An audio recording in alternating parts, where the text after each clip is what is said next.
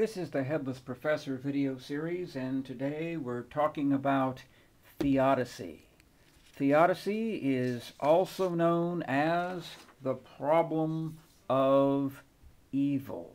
It is an argument against the existence of God. It is one of the favorite arguments of atheists. Now, the argument looks very similar to the ontological argument in its beginning. God is understood to be a perfect being, and therefore God is assumed to have all the different qualities of perfection. Now, one of those qualities would be omnipotence. God is all-powerful. He can do whatever he wants. Another characteristic would be omniscience. God is all-knowing. He knows exactly what is going on throughout the universe. And another characteristic is beneficence. God is supremely good. He wants what is right, moral, and just for all of his creatures, especially man. But evil does exist in the world. Now, if evil exists, how does it exist? Why does it exist? We can't say God cannot stop it. God is all-powerful, omnipotent. We can't say God doesn't know about it. God is omniscient. And we can't say God doesn't care about evil because he is beneficent, all good.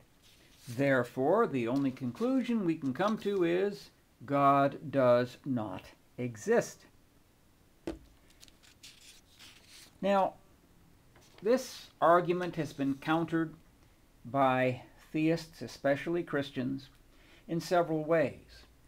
Perhaps the most common approach is to say that man has free will. The story of the Garden of Eden in the book of Genesis tells us that man was given the power to choose. Man made the choice to sin, to do evil, to rebel against the perfect goodness that God had created. Now, this actually poses quite a bit of a dilemma for the atheists. We could ask them, do you really want God to take away your free will?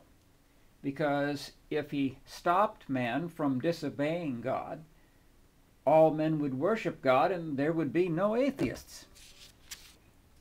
Another problem with the argument, this one pointed out most eloquently by Christian theologian C.S. Lewis, is that the fact that we have a consciousness and awareness of evil implies someone or something who gave us that consciousness, who allowed us to understand and comprehend evil, and to be disgusted by it, and to seek to pursue the good.